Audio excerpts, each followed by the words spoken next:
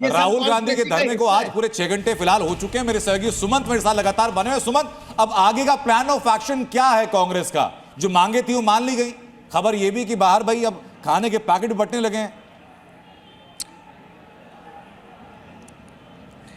बिल्कुल, देखिए अनंत, खबर यही आ रही है कि फिलहाल राहुल गांधी और जितने भी नेता उनके साथ यहाँ बैठे हैं वो एफआईआर की कॉपी का इंतजार कर रहे हैं। अभी अंदर जो है ड्राफ्टिंग की प्रक्रिया चल रही है और जो एफआईआर ड्राफ्ट किया जा रहा है उसमें साहिल, उनके लॉयर जो हैं साक्षी खन्ना, वो भी इस वक्त मौजूद हैं। जैसे ही एफआईआर की कॉपी राहुल गांधी के हाथ में आ जाएगी उसके बाद कांग्रेस पार्टी की तरफ से ये जानकारी दी गई है कि यहीं पे राहुल गांधी एक बार फिर मीडिया से मुखातिब होंगे, पूरी जानकारी देंगे कि किस तरह से ये पूरा मामला हुआ है। क्योंकि अब से थोड़ी देर पहले, 2.5-3 घंटे पहले भी उन्होंने बात की थी जिसमें आनंद उन्होंने अपना स्टैंड क्लियर किया था कि जब तक दिल्ली पुलिस इस मामले में एफआईआर लॉन्च नहीं करेगी तब तक वो यहां से उठने वाले नहीं है। अब एफआईआर की जो दर्ज हो चुकी है, जैसे ही एफआईआर की कॉपी उनके हाथ आती है उसके बाद जानकारी यही मिली है कि उसके बाद वो मीडिया से मुखातिब होंगे और उसके बाद राहुल गांधी यहां से रवाना हो सकते हैं।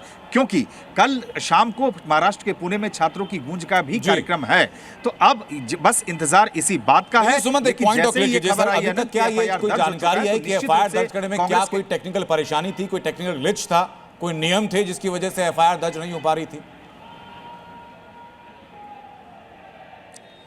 अब देखिए आनंद, अगर इतना आसान मामला होता तो 14 अगस्त इस महीने के 14 तारीख से साहिल घूम रहे थे।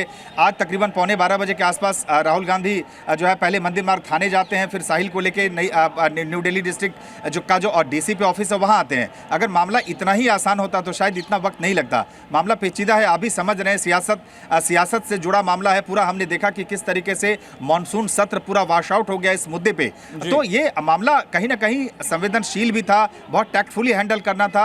और इसलिए हालांकि अब देखिए कांग्रेस अगर चाहे 4 घंटे लगे, 6 घंटे लगे, एफआईआर की कॉपी जैसे आगे, अब समझिए उस तस्वीर की कितनी वैल्यू होगी। अब राहुल गांधी और पूरी कांग्रेस पार्टी इस बात को दिखाएगी कि हम सिर्फ छात्रों के मुद्दे पे संसद के भीतर ही नहीं, जहां जहां भी स्टूडेंट्स को न्याय नहीं मिलेगा उसके लिए अब हम आगे खड़े रहेंगे।